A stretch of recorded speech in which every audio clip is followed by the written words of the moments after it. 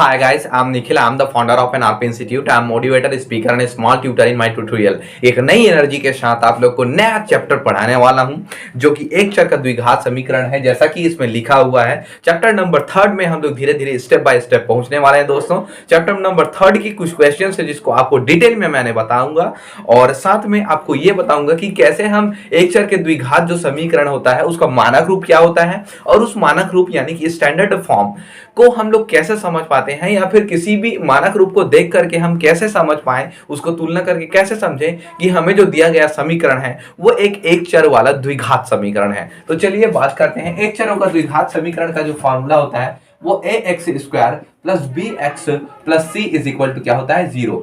ये क्या है? एक चर, मतलब x और x ये एक चर से बना हुआ है, इसलिए ये क्या है? एक चर का द्विघात समीकरण है। और ये एक हमारा क्या है? मानक समीकरण है। ये क्या है? हमारा मानक समीकरण है। अब थोड़ा सा समझते हैं यार, ये मानक समीकरण से हमको क्या करना पड़ेगा? तुलना करना पड़ेगा। तो सबसे पहला प्रश्न वाली आप बुक्स पलटिए, बिना बुक्स पलटे मेरे पास पढ़ने मत आना यार, सीधा बता दे रहा हूं।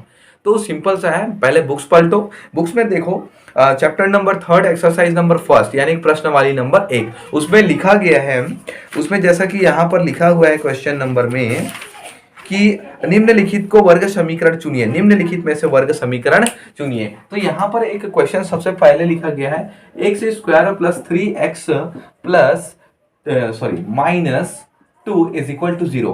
क्या ये हमारा कुछ इस तरीका से दिख रहा है? ए के जगह में यहाँ कुछ नहीं है, मतलब 1 है, बी के जगह में 3 है। क्या हमको कुछ ऐसा दिख रहा है? हाँ दिख रहा है, दिख रहा है। इसलिए क्या होगा? ये द्विघात समीकरण। एक चर का क्या होगा?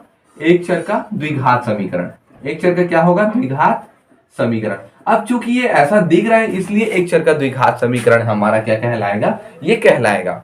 समझ आया? तो इसी तरीके से पहला प्रश्न वाली में टोटल हम लोग को क्या छांटना है? तो क्या ये समीकरण हमारा एक चर का द्विघात समीकरण है, ये वर्ग समीकरण है या नहीं? तो वर्ग होना चाहिए और साथ में कुछ ऐसा फॉर्म में होना चाहिए। ये मानक वर्ग समीकरण से क्या करें?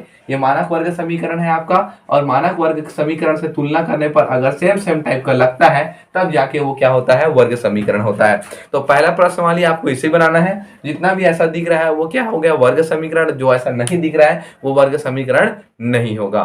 तो ये पहला प्रश्न वाली यहाँ पर कंप्लीट होता है आप लोग का। इसमें ज्यादा क्वेश्चंस नहीं है यार, इसको बना लेना आप लोग, और मैं इतना विश्वास रखता हूँ कि आप लोग इतना कर सकते हो, सभी होशियार स्टूडेंट हो। आगे हम लोग बात करने वाले हैं प्रश्न वाली 2। इसमें कुछ क्वेश्चंस हैं। प्रश्न वाली 2 का पहला क्वेश्चन आज हम लोग कंप्लीट करने वाले हैं, फिर प्रश्न वाली 2 में ही हम लोग दूसरा जो क्वेश्चन है उसको भी देखेंगे। तो सबसे पहले हम लोग तो देखते हैं, जांचिए कि दिए गए मान समीकरण के मूल होंगे या नहीं। समीकरण के मूल होंगे या नहीं। तो चलिए देखते हैं, हमें क्या करना है? समीकरण के मूल ज्ञात करना है।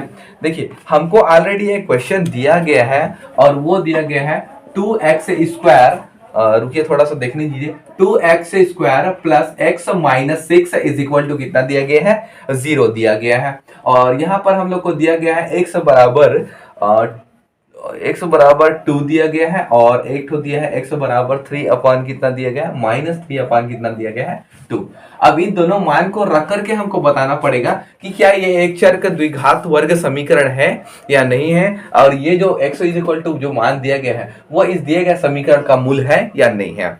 तो x का मान जब हम लोग देखो यहाँ पर x है, x का मान हम लोग एक बार क्या करेंगे? x का मान एक बार हम लोग बराबर 2 रखेंगे, x का मान एक बार हम लोग बराबर -3/2 रखेंगे। -3 बटे क्या रख देंगे?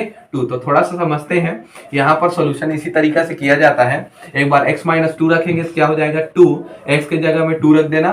तो यहाँ पर क्या हो जाएगा? ये 2 का होल स्क्वायर प्लस क्या हो जाएगा? ये x का पावर क्या है? 2 है, माइनस क्या हो जाएगा? 6 बराबर क्या हो जाएगा? 0। तो यहाँ पर ये हो जाएगा 2, और ये हो जाएगा 2 × 2 की तो 4 हो जाएगा, और ये हो जाएगा 2 - 6 इज इक्वल टू क्या हो गया? 0। अब देखो 4 2 ने कितना हो गया? 8 प्लस क्या हो जाएगा? 2 माइनस 6 बराबर क्या हो गया? 0। 6 में 2 गया तो कितना बचेगा? तो 6 में 2 गया तो थोड़ा सा हम समझते हैं। 6 में 2 गया तो आपका बच जाएगा 4, और 8 में 4 गया तो कितना? 8 4 कितना हो जाएगा आपका? सॉरी, और 6 बड़ा है तो चूंकि -4 बचेगा, और ये हो गया 0। 8 में 4 गया तो कितना बचा? 4। तो 4 बराबर 0 तो आ नहीं सकता, अतः यह मूल नहीं है, यह हमारा मूल नहीं है, इसलिए कट का निशान दे दिया। अब -3/2 रख के देखें तो 2x का स्क्वायर है, उस जगह में क्या रख देना है? -3 बटे क्या रख देना है 2 का स्क्वायर प्लस क्या कर देना है -3 बटे 2 रख देना है और बराबर माइनस क्या कर देना है 6 है इज इक्वल टू क्या कर देना है 0। अब ये कितना हो जाएगा, स्क्वायर है तो 2 इंटू क्या हो जाएगा 3 तिया 9 और 2 2 ने कितना हो जाएगा 4। इसको सॉल्व करेंगे तो अगर नहीं समझ आ रहा है कैसे सॉल्व किया जा रहा है तो -3 बटे 2 गुणित -3 बटे 2 होगा और ये हो जाएगा प्लस माइनस का क्या हो जाएगा -3 बटे 2। ये प्लस माइनस का -3 बटे 2 और ये -6 बराबर कितना हो गया 0। अब ये माइनस माइनस का प्लस 3 तिया कितना हो गया 9 और ये हो गया 2 2 ने 4 गुणित क्या हो गया 2 2 एक कम 2 2 ने 4 और ये हो गया -3 बटे 2 -6 बराबर कितना हो गया 0। 2 2 कैंसिल तो ये हो गया 9 बटे 2 माइनस कितना हो गया 3 बटे 2 -6 बराबर कितना हो गया 0। कुछ नहीं है मतलब 1 है। सब कैल्शियम निकालेंगे 2 आएगा। अब थोड़ा सा समझते हैं 2 2 कैंसिल हो जाएगा 9 आ जाएगा माइनस आ जाएगा 3 और ये हो जाएगा 12। अब देखो सिंपल सा समझते हैं कब मूल होगा और कब मूल नहीं होगा। यहाँ पर देखते हैं, यहाँ पर देखिए ये मूल नहीं है क्योंकि 4 बराबर 0 आया है यानी कि LHS बराबर RHS नहीं है इसलिए मूल नहीं है। अब यहाँ पर वैसा आ रहा है या नहीं आ रहा है इसको हम लोग देखते हैं। तो यहाँ पर चलिए देखते हैं क्या ये मूल है या नहीं है, ये भी हम लोग को पता चल जाएगा। तो यहाँ से देखो माइनस माइनस का क्या हो जाएगा प्लस, तो यहाँ पर से वो क्या हो जाएगा ये हो जाएगा 15, ये कितना हो जाएगा तो 12 और 3 को जोड़ेंगे तो 15 और चूंकि माइनस हो जाएगा 9 बटे कितना हो जाएगा 2 और ये हो जाएगा 0। यहाँ पर 0 करते आना है, 15 में 9 गया तो कितना होगा 6 बटे 0 और ये हो गया 0 -6 तो 2 तिया 6 है तो -3 बटे क्या हो जाएगा 0। ये भी क्या है LHS बराबर क्या है RHS not is equal to, इसलिए यह भी समीकरण के मूल नहीं होंगे। जब बराबर 0 आ जाता है तो समीकरण का मूल होगा और अगर बराबर 0 नहीं आता है तो समीकरण का मूल नहीं होगा, ये याद रखिएगा। आगे ये चीजें समझ आ गई आप लोगों को, आई होप सो ये समझ आया होगा। Like subscribe share my dear friends. आगे देखिए नेक्स्ट जो क्वेश्चन है वो बोला गया है निम्नलिखित द्विघात समीकरण के मूल ज्ञात कीजिए। निम्नलिखित द्विघात समीकरण के मूल ज्ञात कीजिए। तो समीकरण का मूल कैसे ज्ञात करेंगे ये चीजें मैं नेक्स्ट वीडियो में बताऊंगा क्योंकि वीडियोस की जो लेंथ है वो काफी बड़ी हो जाती है यार। तो आई होप सो आपको समझ आ गया होगा। Like subscribe share my dear friends.